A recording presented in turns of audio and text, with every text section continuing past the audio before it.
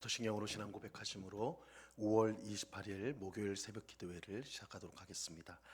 전능하사 천지를 만드신 하나님 아버지를 내가 믿사오며 그 외아들 우리 주 예수 그리스도를 믿사오니 이는 성령으로 잉태하사 동정녀 마리아에게 나시고 본디오 빌라도에게 고난을 받으사 십자가에 못 박혀 죽으시고 장사한 지 사흘 만에 죽은 자 가운데서 다시 살아나시며 하늘에 오르사 전능하신 하나님 우편에 앉아 계시다가 저리로서 산 자와 죽은 자를 심판하러 오시리라.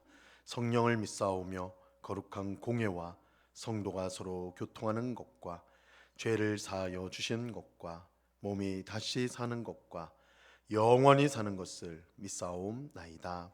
아멘. 우리 찬송가 311장 내 너를 위하여 우리 함께 찬송하도록 하겠습니다. 찬송가 311장 이전 통일 찬송가는 185장 찬송입니다.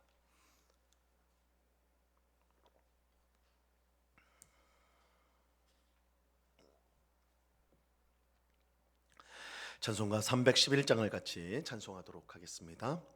내 너를 위하여 몸 버려 피 흘려 내 죄를 속하여 살 길을 주었다. 널 위해 몸을 주건만 너 무엇 주느냐. 널 위해 몸을 주건만 너 무엇 주느냐. 아버지 보좌와 그 영광 떠나서 밤 같은 세상에 만 백성 구하려 내 몸을 이 생의 것만 너 무엇하느냐.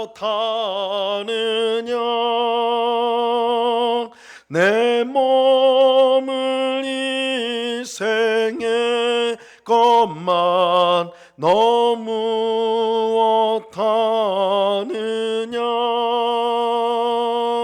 죄 중에 빠져서 영주 그 인생을 구하여 주려고 혼합 피를 흘렸다. 내 죄를 대속해 것만 너 무엇하느냐. 내 죄를 대속해 것만 너 무엇하느냐.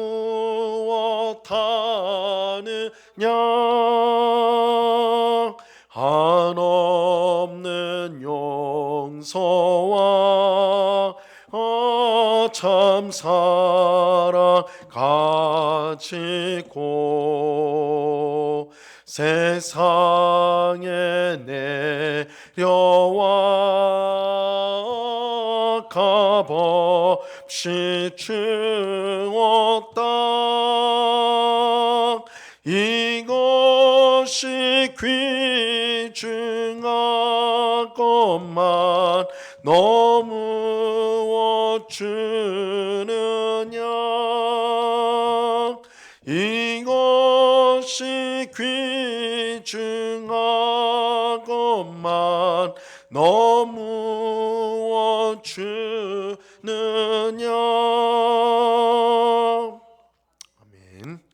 기도하겠습니다. 참 좋으신 아버지 하나님, 감사합니다. 비가 오는 새벽이지만 굳은 날씨에도 불구하고 주님을 사랑하는 주의 백성들이 이렇게 기도의 자리에 한 자리에 모였습니다.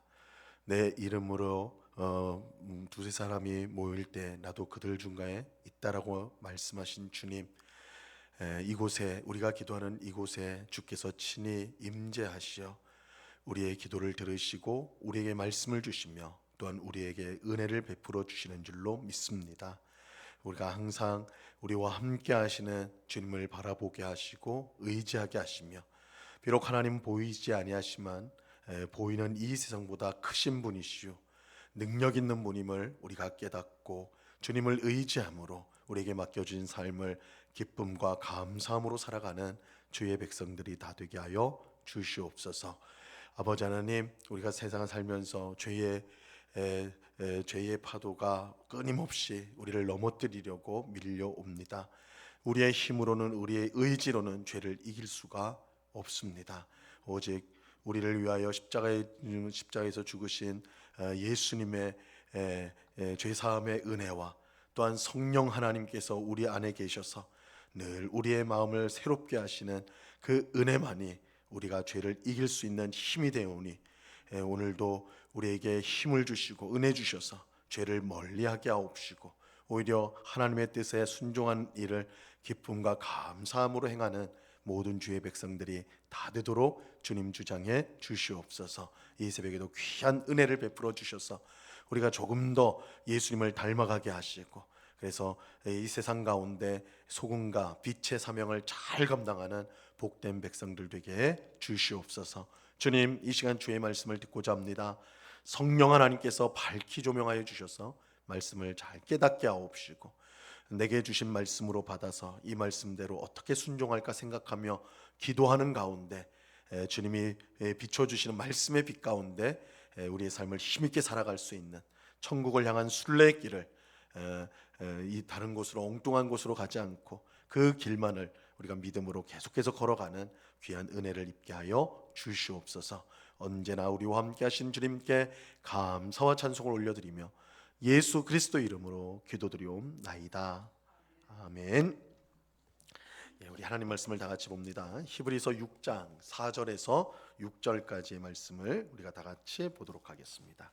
히브리서 6장 4절에서 6절까지의 말씀입니다.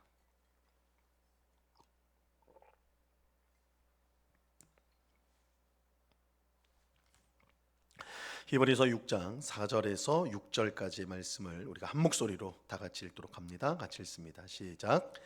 한번 빚을 받고 하늘의 은사를 맛보고 성령의 참여한 바 되고 하나님의 선한 말씀과 내세의 능력을 맛보고도 타락한 자들은 다시 새롭게 하여 회개하게 할 수 없나니, 이는 그들이 하나님의 아들을 다시 십자가에 못 박아 드러내놓고 욕되게 함이라.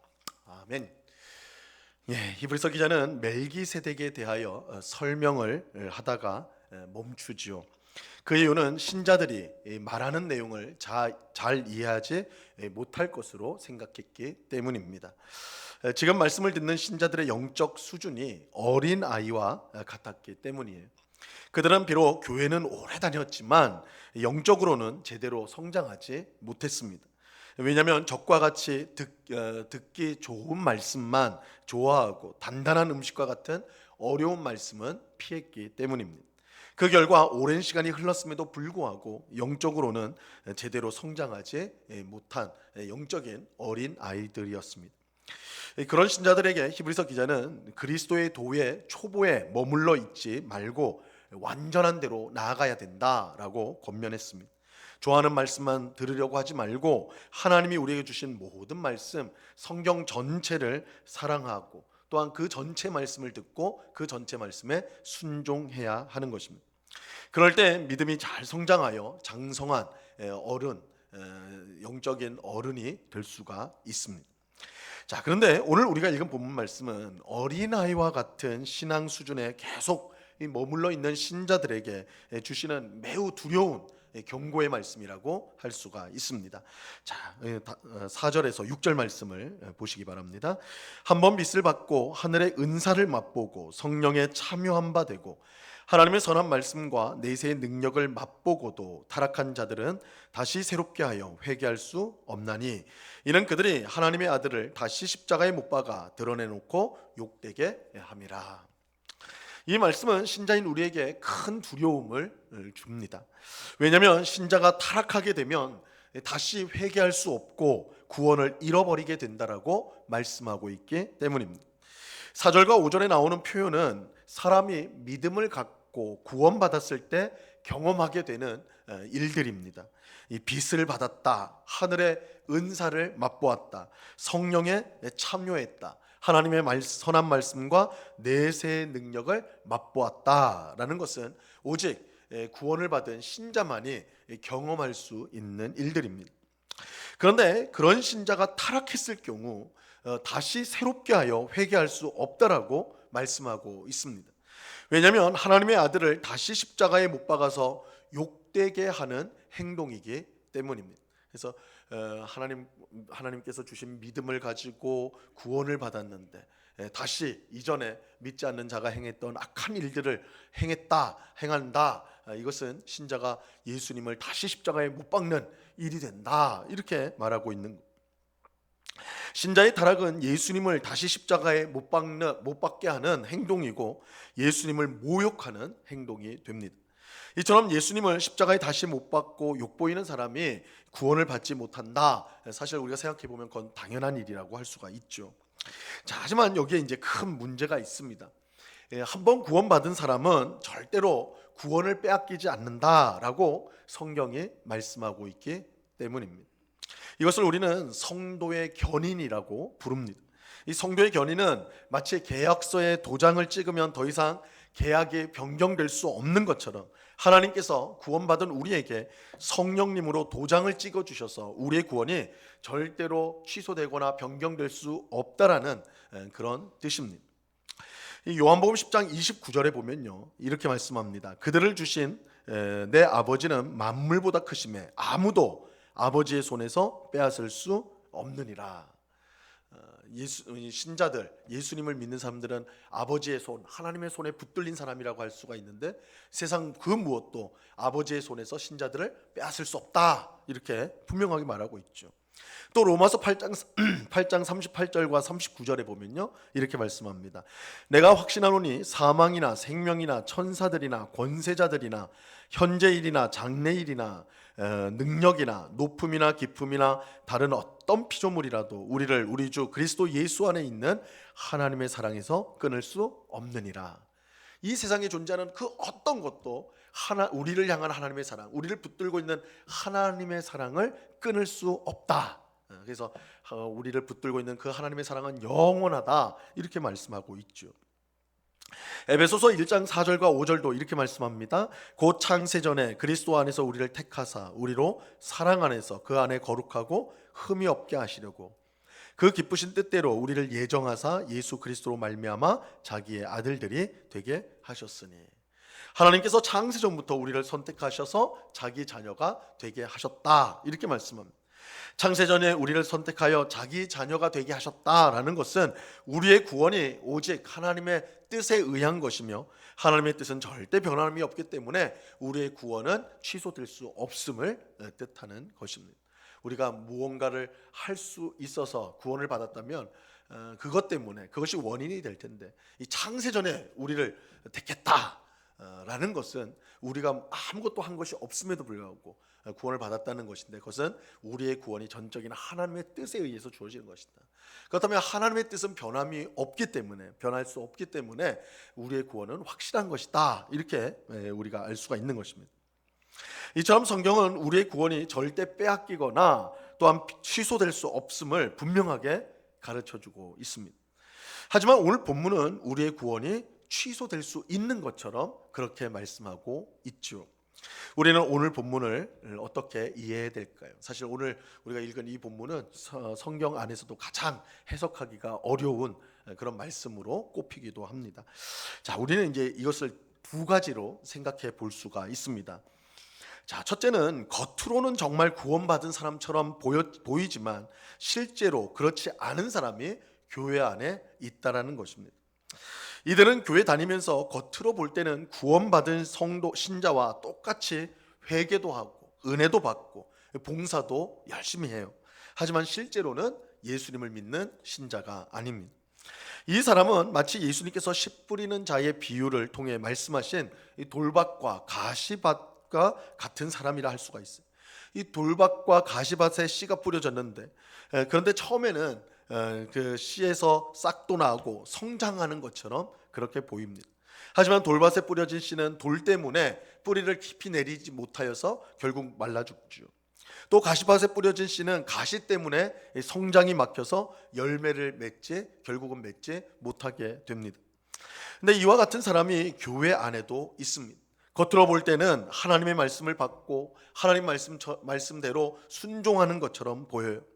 하지만 돌 같은 마음과 가시와 같은 세상의 염려로 인해서 하나님의 말씀이 끝내 결실하지 못합니다. 이 사람은 겉으로는 참 성도처럼 보이지만 씨가 열매를 맺지 못하는 실제로는 영적으로는 죽은 사람입니다. 그렇게 이 사람은 잘 믿는 것처럼 보이지만 결국은 타락하여 믿음에서 떠날 수밖에 없는 것입니다. 바로 이런 사람을 가리켜 다시 새롭게 하여 회개할 수 없고 결국 망할 수밖에 없는 사람이라고 말하고 있는 것입니다. 이 종교개혁자인 칼빈은 하나님께서 교회 안에 이런 사람을 두신 이유가 있다고 말합니다. 그것은 참 신자가 이런 사람들을 보며 자신의 믿음을 끊임없이 점검하도록 하기 위함이라는 것입니다. 타락하는 사람을 보면서 참 신자는 자신 또한 그러지 않기 위해서 두려운 마음을 가지고 하나님을 더욱더 잘 섬기게 된다는 것이죠. 이 목적을 위해 하나님이 교회 안에 거짓 신앙을 가진 사람이 있는 것을 허용하신다는 것입니다.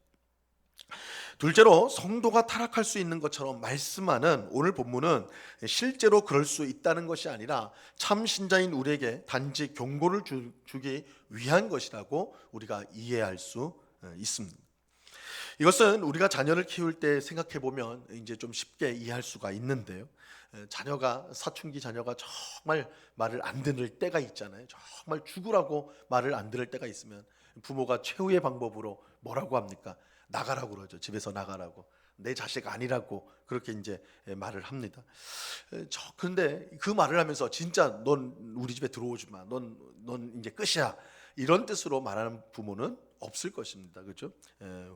이제 뭐 호적을 파버리겠다, 집을 나가라, 뭐 이런 것들은 정말 화가 났으니까 너 절대 이렇게 살면 안 돼, 너 이렇게 행동하면 안 돼, 이것을 아주 엄중하게 경고하는 것이다, 뭐 그렇게 생각할 수가 있습니다. 마찬가지로 히브리서 기자는 마치 부모의 심정으로 신자들에게 간곡하게 말하는 것이죠.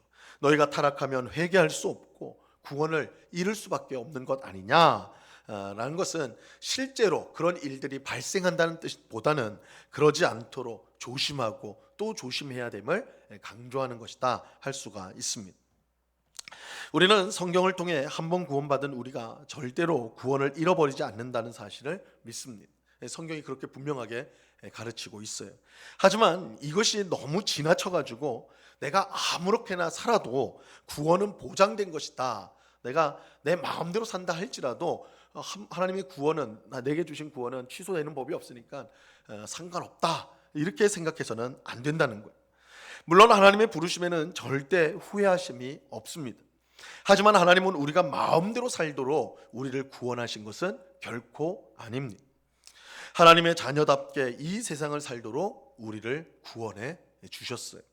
그러므로 우리는 하나님이 우리를 구원하신 목적이 있음을 잊어서는 안 됩니다. 하나님이 우리에게 원하는 삶은 거룩한 삶입니다. 예수님을 닮아가는 것이고 하나님의 뜻에 매사에 순종하는 것입니다. 그러므로 구원받은 우리는 세상 사람들처럼 방탕하며 자기 마음대로 살려고 해서는 안 됩니다. 우리를 구원하신 하나님의 뜻이 무엇인지 알고 순종하며 살아가야 하는 것입니다. 이것이 하나님이 우리에게 주신 구원의 큰 은혜를 은혜답게 받아서 살아가는 것입니다. 우리에게 주신 구원의 은혜가 얼마나 큰지를 깨닫고 항상 하나님의 뜻대로 살기를 힘쓰는 우리가 되기를 바랍니다. 우리의 연약함과 부족함에도 항상 우리를 붙들어 주시는 하나님이심을 믿고 그 은혜를 의지하여 주님을 기쁘시게 하는 삶을 살아가는 우리가 되어야 하는 것입니다. 오늘 읽은 본문은 구원을 받았다고 하나 그 감격과 그 은혜를 잊어버리고 이제는 자기 멋대로 살아가는 신자들에게 굉장히 큰 경종을 울리는 큰 경고를 주는 말씀입니다. 그래서 오늘 말씀을 우리의 마음속에 잘 새기면서 경고로 삼고 내가 혹시 이렇게 주신 큰 구원의 은혜를 잊어버리고 세상 사람들이 가는 그 길로 내가 지금 걸어가고 있지 않은가, 불순종의 길을 걷고 있지 않은가, 그 끝이 멸망일 수밖에 없는 그 길을 내가 가려고 하고 있지 않은가, 그것들을 돌아보면서 속히, 그렇다면 속히 떠나서 우리가 다시 걸어야 될 믿음의 길을 걸어가는 우리가 되어야 하는 것입니다. 오늘 말씀을 경고로 우리에게 잘 삼아서 우리가 하나님 나라를 향하여 우리의 순례의 길을 엉뚱한 데로 가지 않고 그 길로만 믿음으로 걸어가는 오늘 우리 모두가 될 수 있기를 우리 주님의 이름으로 간절히 축원합니다. 기도하겠습니다. 하나님 아버지 감사합니다. 오늘 말씀은 무서운 경고의 말씀입니다. 신자라 하더라도 구원받은 이미 믿음을 가진 신자라 하더라도 타락하게 되면 불순종의 길로 가게 되면 구원을 얻지 못한다, 이렇게 우리에게 무섭게 경고하고 있기 때문입니다. 물론 하나님은 우리에게 한 번 주신 구원은 절대 취소되거나 변경되지 않는다라고 우리에게 확신을 주시지만, 그러나 동시에 우리의 악함으로 인하여 이것을 오용하고 잘못 생각할까봐 이렇게 경고의 말씀을 우리에게 주십니다. 주님, 우리가 오랫동안 신앙생활하면서 우리 마음속에 굳어져가 있는 세상 사람들과 똑같이 행동하면서도 괜찮겠지 하는 굳은 마음이 우리 속에 있지 않은지 오늘 말씀을 통해 살펴봅니다. 주님, 우리 마음속에 불순종의 굳은 마음, 단단한 부분이 있다면 성령 하나님께서 말씀의 검으로 베어주셔서 아버지 하나님, 그런 불순종과 악함이 우리 속에서 사라지도록 은혜를 내려 주시옵소서. 우리의 마음은 언제나 주님의 말씀으로 부드러워져서 항상 주님의 말씀을 귀하게 듣게 하시고 순종하며 그 말씀을 쫓아 살아가는 저희들 되게 해 주시옵소서. 아버지 하나님, 우리에게 베푸신 구원의 은혜가 얼마나 큰지 날마다 깨달으며 감격하며 찬송하며 그 은혜에 합당하게 살려고 힘쓰는 거룩한 삶, 예수님을 닮은 삶을 살아가려고 힘쓰는 주의 백성들이 다 되게 하여 주시옵소서. 우리의 믿음이 정체되어 있지 않고 후퇴하지 않고 날마다 성장하여서 정말 하나님이 보시기 원하시는 아름다운 성령님의 열매를 풍성히 맺어 하나님께 영광을 돌리는 복된 주의 백성들이 다 되도록 주님 주장해 주시옵소서. 아버지 하나님, 이번 주일에는 우리가 오전 예배는 온 가족 예배로 함께 모입니다. 모든 세대, 우리 유아로부터 시작하여 우리 어르신에 이르기까지 온 성도가 함께 모여서 예수님 안에서 우리가 한 가족임을, 한 형제자매임을 우리가 생각하며 하나님 앞에 예배하고자 합니다. 귀한 은혜를 베풀어 주셔서 정말 우리가 주님 안에서 얼마나 복된 존재인지, 또 우리에게 가정을 주신 하나님께 감사하는 시간 되도록 주님께서 역사해 주시옵소서. 주일 오후에는 응곡가족 찬양대회로 하나님께 영광을 돌리고자 합니다. 각 부서마다 준비한 찬송을 하나님 앞에 드릴 때 하나님이 그 찬송을 기쁘게 받아 주시옵소서. 또한 우리가 찬송대회를 통하여, 찬양대회를 통하여서 우리의 삶 속에 찬양이 늘 흘러나오기를 원합니다.